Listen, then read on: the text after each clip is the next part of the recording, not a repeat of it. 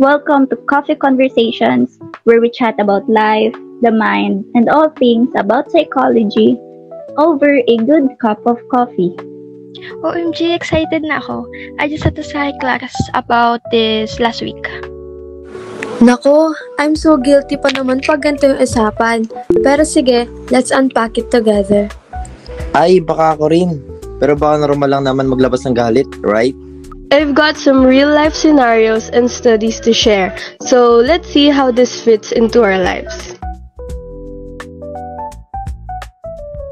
So, Francesca, since ikaw yung psychology student ng barkada, explain mo nga, ano ba yung displacement? Sure. So, displacement is a defense mechanism where you redirect your emotions, usually anger or frustration, from the original source to someone or something less threatening. Halimbawa, galit ka sa boss mo, pero imbes na sa kanya ka magalit, nagagalit ka sa kapatid mo o kahit sa pusa mo. Parang yung galit hindi mo mailabas sa gusto mong kausapin, kaya sa iba mo binubuntong yung galit mo? Ganun ba? Exactly. Unconscious ito. So, madalas hindi natin napapansin na ginagawa na natin siya. Ay kung alam mo naman na galit ka sa boss mo, pero ayaw mo lang ng gulo, conscious choice pa ba rin ba yun? O displacement na yun? Good question. Kapag conscious, hindi na siya displacement. Pero ang key dito is, hindi mo alam na nire-redirect mo yung emotions mo. Actually, may studies na nagpapakita na displacement helps protect us from confronting difficult situations, like arguments with authority figures. It's the mind's way of coping.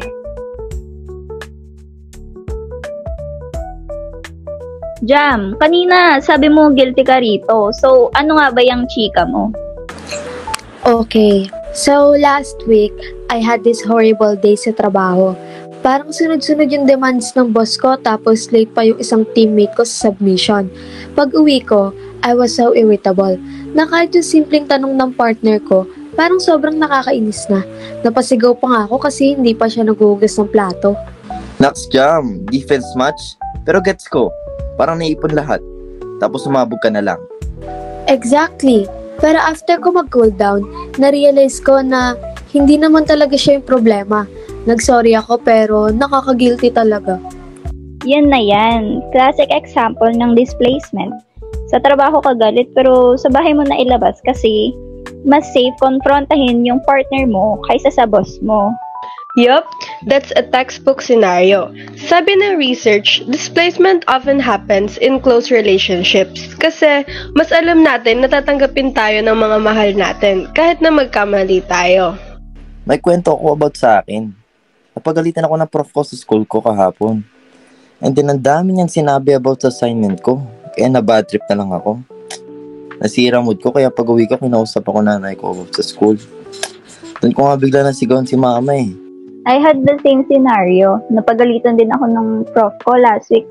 Tapos sa sobrang bad trip ko, pagka uwi ko, na yung pusa ko sumalubong sa akin.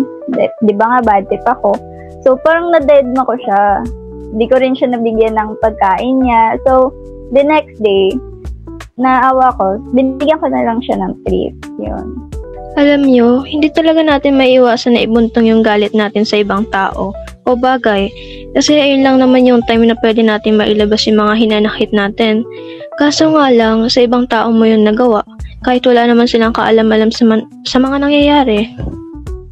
Yung mga experiences nyo is perfect example of displacement kasi it is when a person deals with tension or such negative feelings like anger or fear, nire-release nyo yung feelings na yon sa ibang tao na less threatening like member of family or household objects.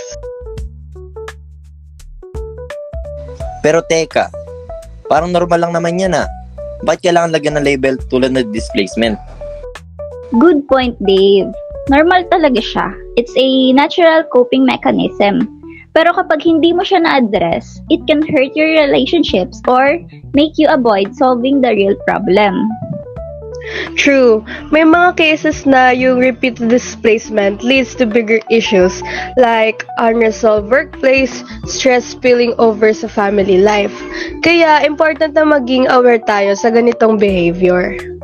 Naalala ko tuloy yung kasabihan na you hurt the ones you love. Parang connected dito, no? Exactly, Eli. Minsan, yung mga taong safe space natin ang nagiging outlet ng emotions natin, kahit hindi nila deserve.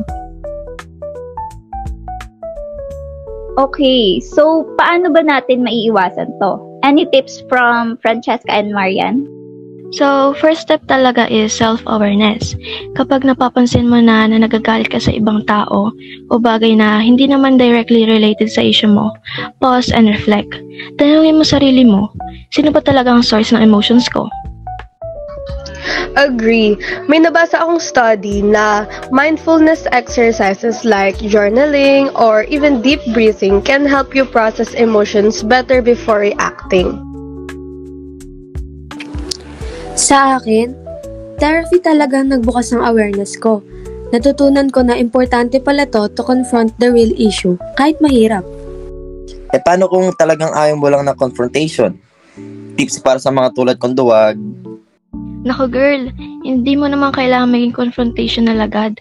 Pwede ka mag-start sa small steps, like setting boundaries or venting in a healthy way, like sa journal or sa kaibigan mo. Grabe, ang dami kong natutunan today. But before we end, one-liner takeaways naman dyan from everyone. Ikaw muna, Francesca. Well, be kind to yourself, pero maging aware ka kung saan galing ang emotions mo, ha? Ikaw, Jam. Apologize when needed. Pero don't forget to address the root of your frustrations.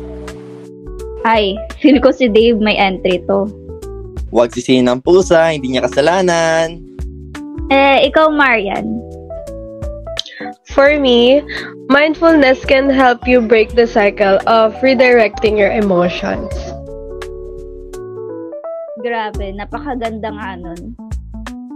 Thanks guys for such a meaningful discussion. And to our listeners, tandaan, it's okay to feel overwhelmed. Pero, let's make sure we're not misplacing our emotions.